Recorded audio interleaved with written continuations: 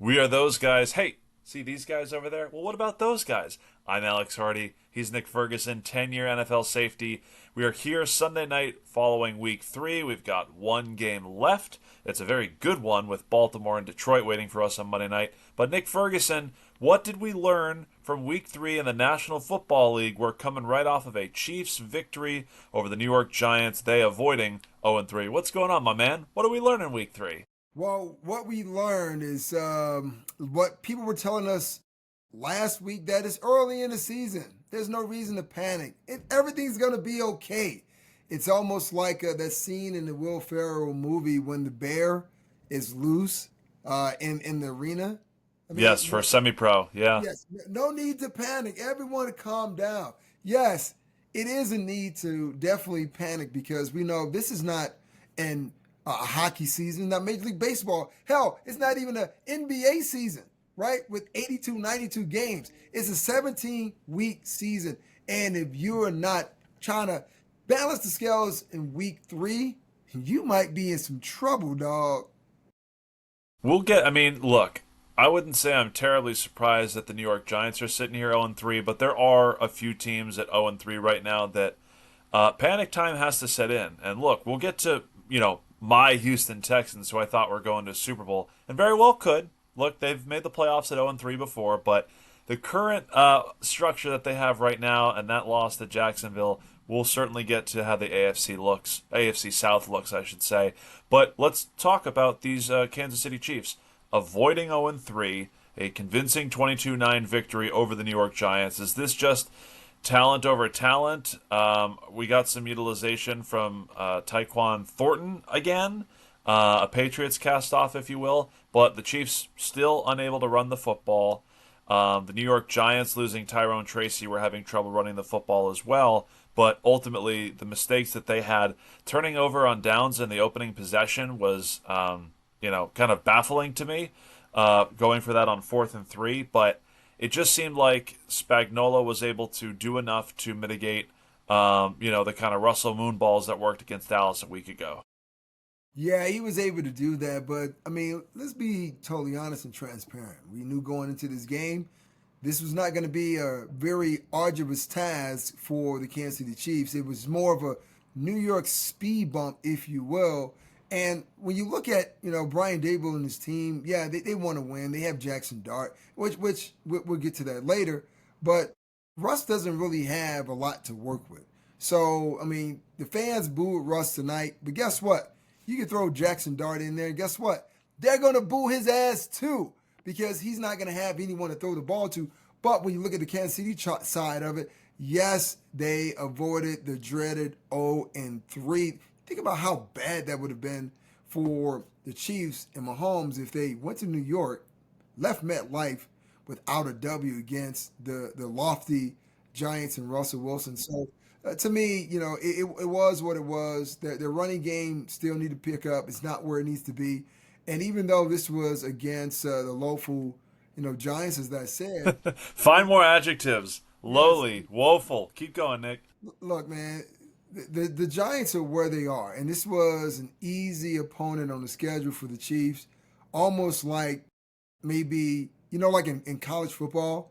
They schedule those cupcake teams. They give them like $5 million so they can beat them up. That's exactly what this was, right? The Giants gave Kansas City a boatload of money so they can beat them up. And I keep hearing Mike Tirico every time the Chiefs play on Sunday Night Football, and there's Collinsworth and Tirico. We have to hear about Taylor Swift and Travis Kelsey. Can we actually have a game where we don't hear about those two? Can we do that? When the Possibly. offense when the offense looks as bad as it does, the answer is no, because God. we used to be able to have, exciting deep shots, Mahomes uncorking, they could run the football with Kareem Hunt and Pacheco, and but now look, 3 yards in a cloud of dust. Where do you think that camera's going to pan? Oh, look, there's Taylor over there. Take a look at this. We're not just going to watch these guys run into each other. With I you know, I really, off the top, gave credit to Spags because they clamped Malik Neighbors. I think held to just one catch on the entire evening, and that's really the formula to it. They can just play their offense. think they had the two touchdowns. They had the one touchdown in the first half, and then their opening drive to start the second half. Coming out of the locker room and putting together a touchdown drive was really all they needed on the offensive end. So kudos to Spags. Kudos to that defense making it hard on the Giants as they should. As encouraging as it was to get Andrew Thomas back, even on a little bit of limited reps, the Giants look that the future is now. It is at the running back position with Scadaboo taking over and doing backflips because after Tyrone Tracy exited this game, and like you said, maybe we'll see it at the quarterback position too. But can't linger on just one of the 0-3 teams, Nick. I said we'd get to a couple of them as well. Really, the Houston Texans, I'll go to them right away. Probably the most shocking one of the bunch. Look, they had really tough matchups. We just saw how the Rams played against Philadelphia, and we'll get to that game as well. But the Texans had a couple of tough games to open the season, and this is where they were supposed to get right. Back-to-back games within the division. They've been more than comfortable in the AFC South, and yet a 13, that's not right. That was the, should have the score here. Nick, what's going on? It was 17-10 in favor of 17-10. You know Jags. what? I had it confused. I thought 13 because we were talking about that Cleveland Browns team that avoided 0-3. But 17-10, Nico Collins rarely involved, still unable to run the ball. And CJ Stroud, man, that internal clock is just getting sped up faster and faster because this makeshift offensive line that they built this offseason really has not done its job so far. No, it really hasn't. And this was a game I thought that the Texans, with their defense and Nico Collins, as though you mentioned, they would be able to go in Jacksonville and still win because Jacksonville is still trying to figure out their identity, right? We know about Kelsey, not Travis Kelsey, but Trevor Lawrence, and you have Travis Hunter. We know they Who have some doesn't play, weapons. I guess. Well, Here's the well, answer. He's not going to play snaps on offense or defense. yeah, and you know what? This was kind of a divisional game, and you want to win every game that's in your division because once we get to the back half of the season, Alex, this is where teams start positioning themselves in those seedings, those wild cards, and hosting home playoff games actually come in. So it's kind of disappointing to see the Texans playing the way that they play. But you got to think, anytime that you hold an opponent to 10, 17 or less points, you figure that that's a game that you can win. And that explosive play to Nico Collins on a double move, I was like, yeah, the Texans are in business. They're going to They're run away with back.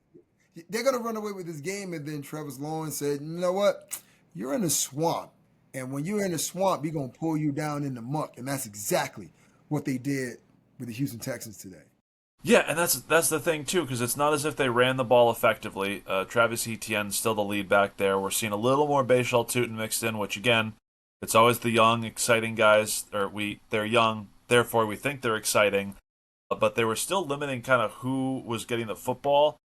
I mean, talk about at least running the game, but the passing offense, it did not matter. I think Brenton Strange, the tight end, was the leading receiver, but just absolutely spreading the ball all over the field, which is what Liam Cohen wants to do.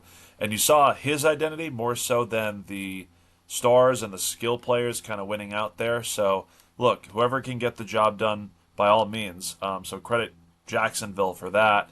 But really, 0-3 isn't completely lost in the AFC South, considering the Colts are 3-0, but the Tennessee Titans are right there 0-3 with Houston. And I had to reference Michael Pittman, who after the game told reporters that when they showed up and they saw the Tennessee Titans on the field before the game, said they didn't have that bounce. They weren't looking very excited. They looked like a team that didn't want to be here.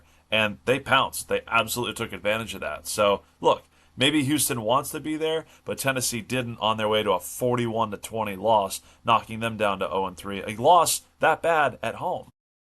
See, when we talk about the Titans coming into the season with a rookie quarterback and a lot of makeshift pieces trying to fit together, we knew the Titans were going to be in this situation. Yeah, that right I don't side of think the line in I don't think particular. anyone thought about the Houston Texans, C.J. Stroud, the weapons they have offensively, but more importantly, Will Anderson and all those guys on the defensive side of the ball, that the Texans would be in the situation that they now find themselves in the uphill climb. And when you got a team like Daniel Jones and the Colts playing as well as they're playing, and then you lose to Jacksonville, albeit early in the season, week 3, and it's the first matchup between the Texans and the Jacksonville Jaguars. I don't want to say it's panic time, but it is a moment to be concerned for real. It's time to panic for, not necessarily just, the offense that Nick Caley is calling, a guy we were encouraged to see because they moved on from Bobby Slowick because of their issues of balancing the offense in that Shanahan system that they were trying to run. But, the look, Nick Casario is essentially Teflon for how he built that team, and they were ahead of schedule 2 years ago. And he put it upon himself to completely rebuild that offensive line that through 3 games we've got nothing to show for it. So I'm interested to see what happens for this team next. They've got a winnable game week 4 coming up, and I just we'll have to wait and see. You want to get positive? I mean, a couple of teams that really surprised us, avoiding going 0-3, like the Cleveland Browns, that 13-10 victory over Green Bay, I think was the biggest upset of the week. Nick, no? Yeah, it was, but it's interesting because a lot of games were either won or lost in special on the special team side of it. We Yeah. had block kicks, we had missed kicks, we had kicks returned for touchdowns when it looked like the teams were clearly just seconds away, moments away from clearing the uprights and just throwing their hands up in victory and running into the tunnel only to suffer the agony of defeat. So that's why they said all 3 phases are so vital and so important.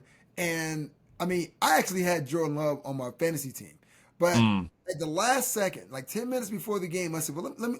What other quarterback I have on my roster? Danny Dimes, substitute, right? Because I was thinking, you have Michael Parsons on one side for the Green Bay Packers, and on the opposite side you have Myles Garrett. It was like who has the potential to win?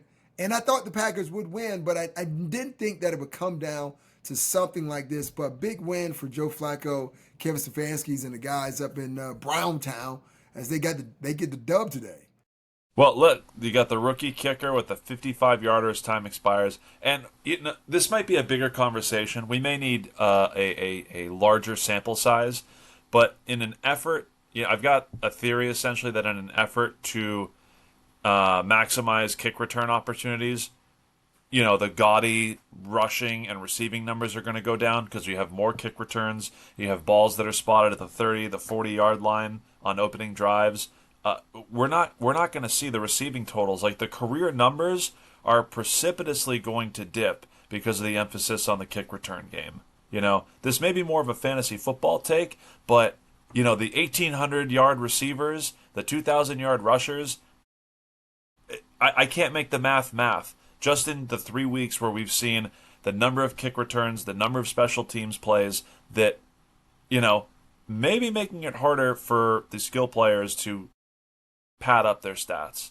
Like that's kind of where I'm at, and watching this game, or at least the special teams parts of it, kind of that's where I'm left with this. That the Well, players are going to suffer. yeah, but isn't it what the league wanted? They wanted more excitement to the game. They wanted to bring that energy What back. what isn't what isn't exciting about a 2,000-yard rusher, Nick? I don't think that's going to happen this year. I just Well, don't. I'm with you. I want to see the 2,000-yard rusher. Hell, sign me up for the next quarterback that throws over 6,000 yards because everyone makes everything about the quarterback. But yeah, gone are those days where we're going to see 1,000 yards, a 1,500, or maybe a 2,000-yard rusher like we saw with Adrian Peterson because everyone is so quarterback centric. Everyone wants to pass the ball down the field. And oh, by the way, here's the other thing. There's more balance to a lot of these divisions and conferences than we've seen in years past. So quarterbacks have gotten better.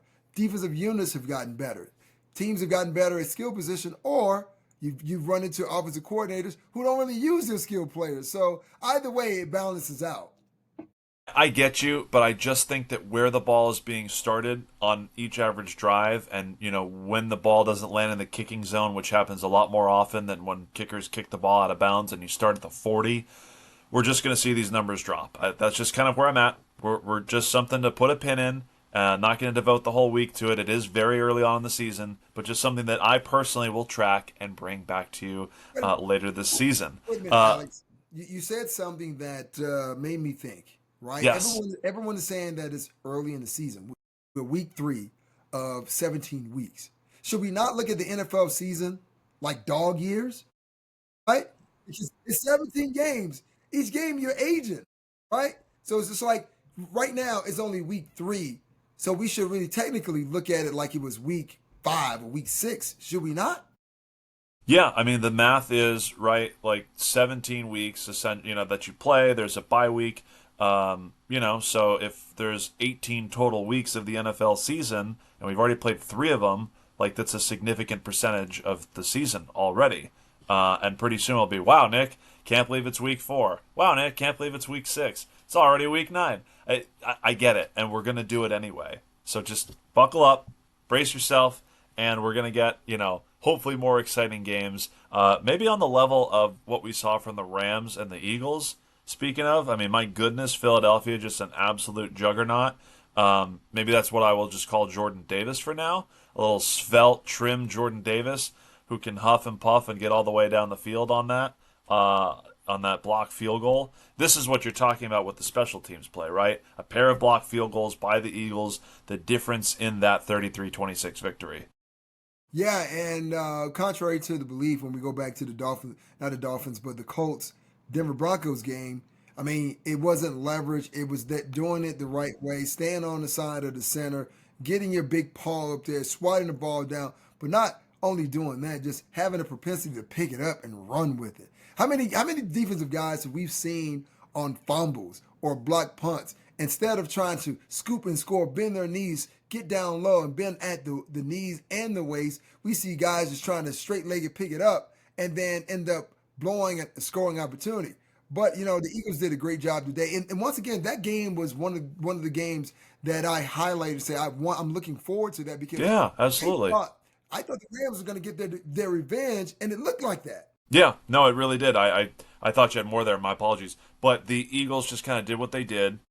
Yes, we got the Jalen Hurts tush push to start things off, but then we got to see, a couple of plays of him pushing the ball down the field, which is not easy to do against that Rams front seven. So they were able to buy enough time thanks to that offensive line. And look, we've got our first A.J. Brown sighting of the year, right? 6 catches, 109 yards, and had that 38-yarder that made such a difference. Like, it was really exciting to see. The Philadelphia Eagles were dead last in plays 15 yards and more, 20 yards and more. They were lacking explosive plays, but they're still, 19-0 going back to, last season when they really started getting things going after a middling start to that Super Bowl run. This team just seems like an absolute unstoppable, I don't have another word for it, juggernaut, Nick.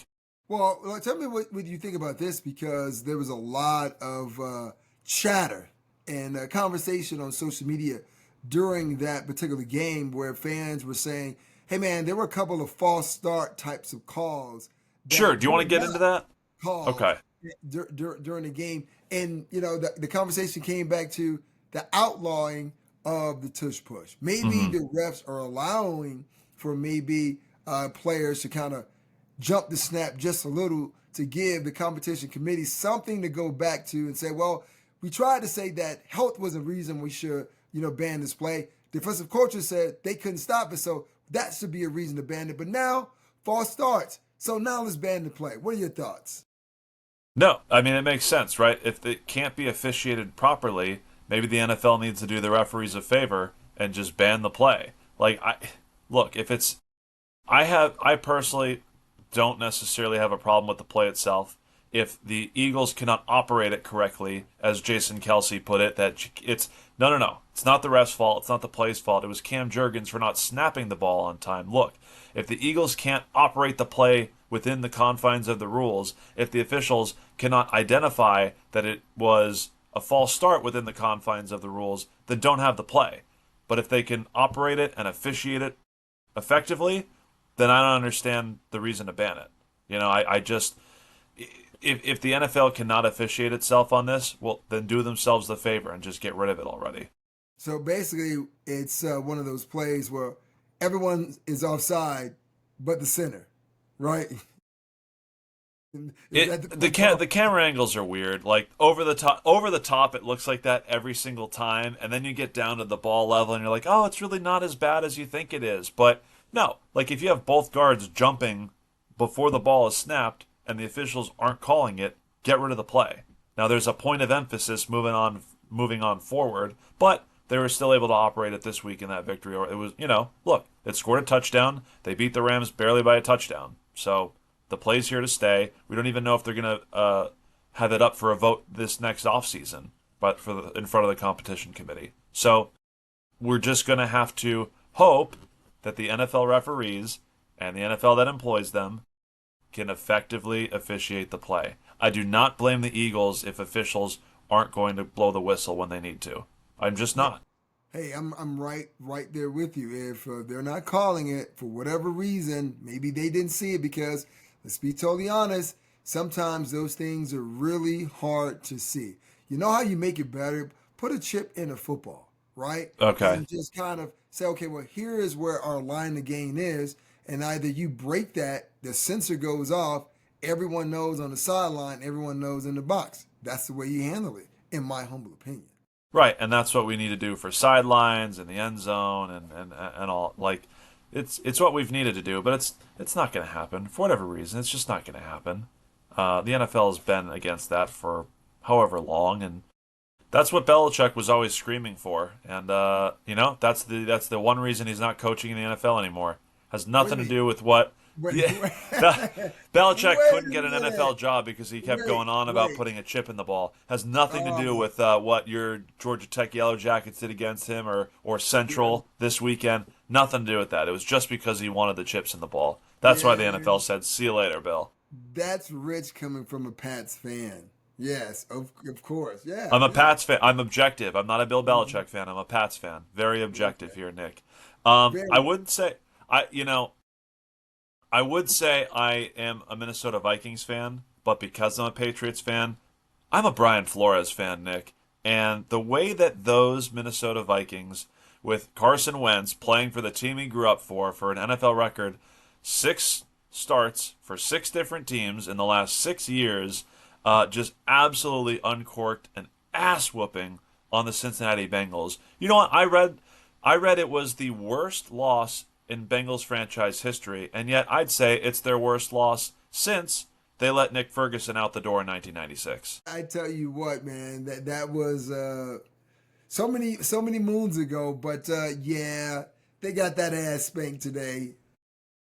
Flores, well, it was like one of those old Tom and Jerry cartoons where Tom is kind of just giving it It's got to the 2x4. yeah, yeah. It was one of those types of games. And you know what? The Minnesota Vikings needed a game like that. When you think about, what they were going through and you just explained it with Carson Wentz, having a game like that and having the team support you, but more importantly, your defense contributed to creating instant offense for you. There are not too many teams, Alex, that can say that their defense can actually do that for them. But man, what a butt whooping. And just think about it. I mean, you're the backup quarterback for the Cincinnati Bengals. The week before, you throw 3 interceptions, overcome it. You throw 3 touchdowns. Not today, baby. Not today because the Vikings, skull clap. They So, had it oh, I on thought that lock. was more Tom and Jerry ass whoop. Nah. Anyway. Um, I mean, credit to look. I mean, that defense for taking advantage of a young quarterback in Jake Browning. Yeah, youngish. He's got a handful of starts based on the time that Joe Burrow has He's not missed. that But young, Alex. was he Not that 28, young. 29? So what? He started Young, a couple young, games. young starting experience, Yeah. nonetheless. But they were also Aaron Jones. No problem for Jordan Mason, who stepped into that role with an injured Christian McCaffrey a year ago in San Francisco, just pounding the ever-loving crap out of the football. It's like almost 7.5, 8 yards a clip. And look, for the struggles that J.J. McCarthy had, this offense was a lot more effective with Carson Wentz. Which I'm not totally surprised based on what Kevin O'Connell had done with plenty of other veteran quarterbacks, including your guy BDN. But that's Nick Mullins for those keeping score at home. Yeah. Uh, I I just it sort of weathered the storm, and for the lack of experience that J.J. McCarthy had, and knowing that he's had 2 significant injuries and 4 professional games played, just Carson Wentz steadied the ship and allowed this team to operate the Kevin O'Connell offense to the best of their ability. So, look, the Packers had that loss. The Packers beat the Lions, and then the Chicago Bears are the Chicago Bears, who, hey, got their win as well over Dallas. So the NFC North, as we said going in, going to be one of the most interesting divisions, and here we are, three of them sitting at 2-1 now. Well, Yeah, two, 1-1 Detroit. They play Baltimore Monday night. I don't think I can assume they can win on Monday night, but they could. We could have three NFC North teams at 2-1.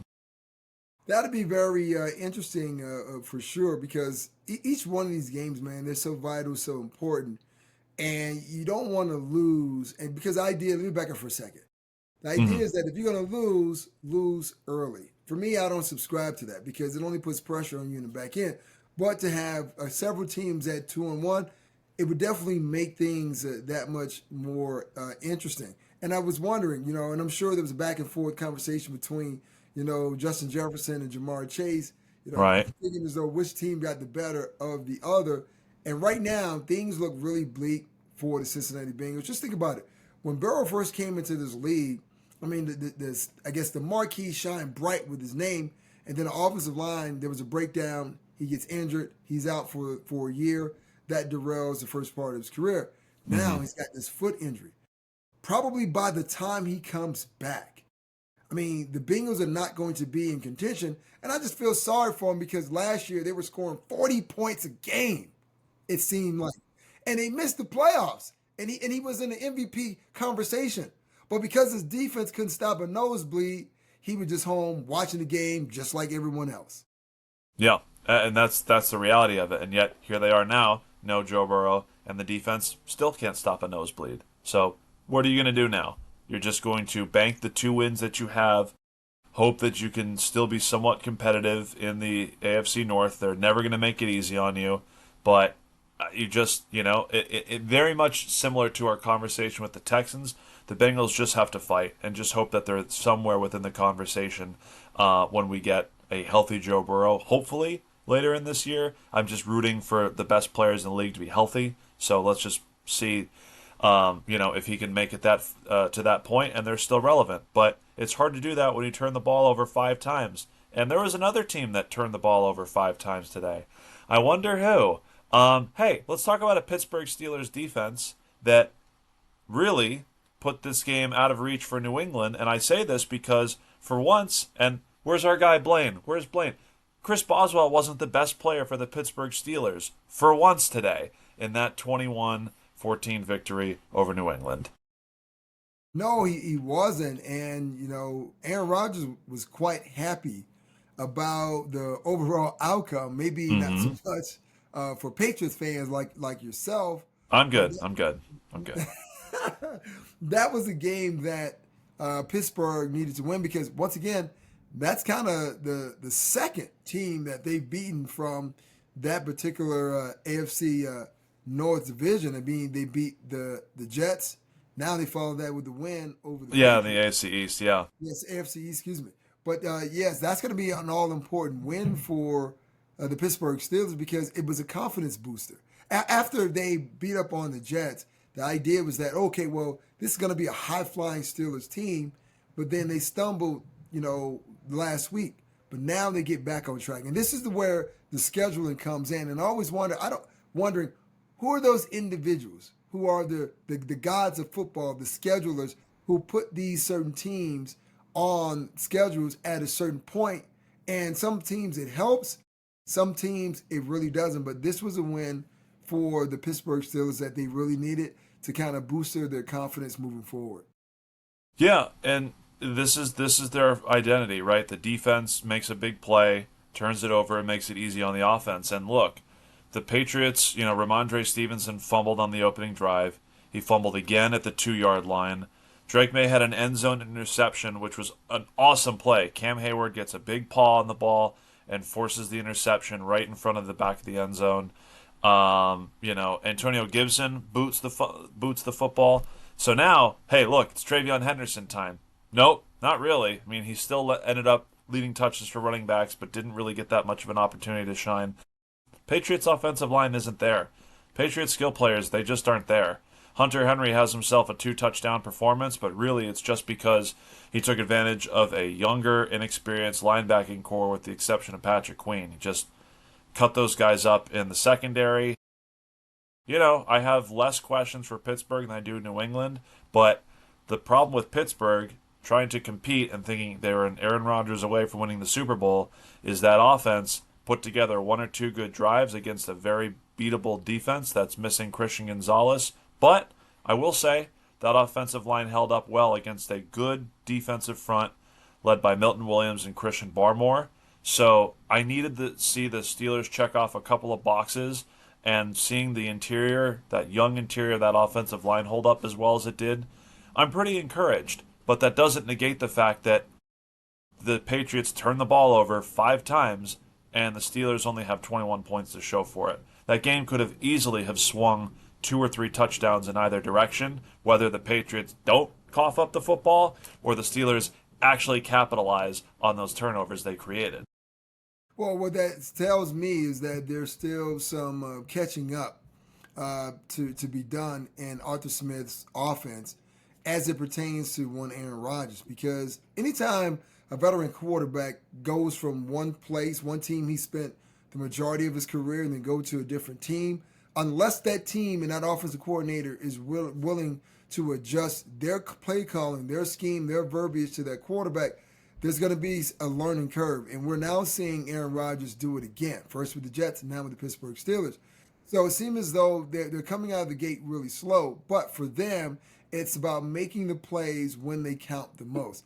And that's kind of how this season has gone for a lot of teams, because we've seen teams start slow and finish fast, and we've seen some teams start fast and finish slow. So the Pittsburgh Steelers and Aaron Rodgers, they're still trying to figure out the nuances of the offense and get a feel for one another.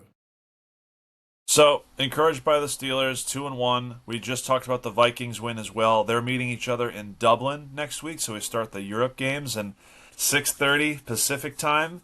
We're waking up, breakfast, and football. Couldn't find a better combo there.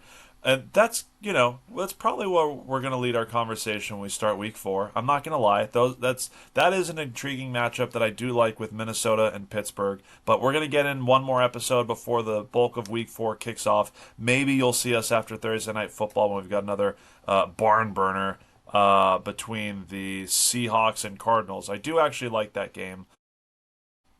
Before we get to that point, Nick, I would be remiss. Like we've spent a lot of time on most of these games, but I do want to acknowledge that. Look, Buffalo's 3-0. The Chargers moved to 3-0. We talked about the Eagles at 3-0. Tampa 3-0. What a great win in those creamsicle uniforms. And really, that just reminded me of the throwback jerseys in general, which we kind of teased a little bit. But I mean, honestly, shout out to NFL on CBS for the work that they did in showing off, the classic NFL on CBS. I just thought it was the coolest thing that they could have done, and it was a real tribute to.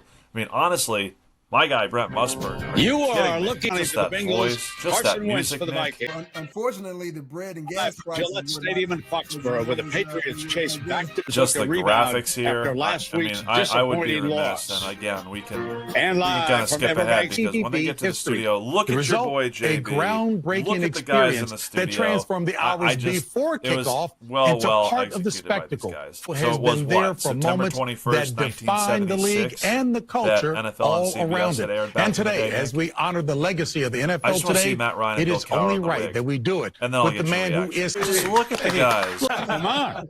Oh my God! You got Bill Cowher, you got Nate Burleson, and I believe that's Matt Ryan Hold at on, the end of the dog. table, Nick. Hold on, man. What? I mean, look, okay, Cowher looks like a game show host, right? Yes. Nate looks like a backyard hustler, right? And Matt Ryan looks like a porn star. That's Really? exactly what it looked like. There's just one thing that I was looking for, honestly, Nick. Like, if there was one thing, one criticism that I have, we were missing one more guy on the screen here. I mean, Nick, where were you at that desk? Are you kidding me? Come on, my man. Yeah. Just That did guy, did Burleson borrow your mustache, or was that Cowher who was wearing your wig?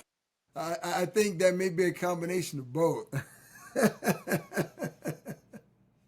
Yeah. He's Nick Ferguson, 10 years in the NFL, and shout out to NFL on CBS, the work that they did. And shout out to you, Nick Ferguson. 3 weeks in the NFL. We've got the Lions and the Ravens tomorrow night. I mentioned we've got Thursday Night Football just around the corner, and here we go. It's already going to be week 4, Nick. So before we head on out of here, what do you have to say to the people, my man? Always lace your shoes up before you go outside. I'm wearing sandals. It's Southern California. But then it's different then. I mean, you living in sunny Cali, you don't have to worry about that fall weather that's about to hit us. Socks and sandals. That's the fall weather for you. Yes.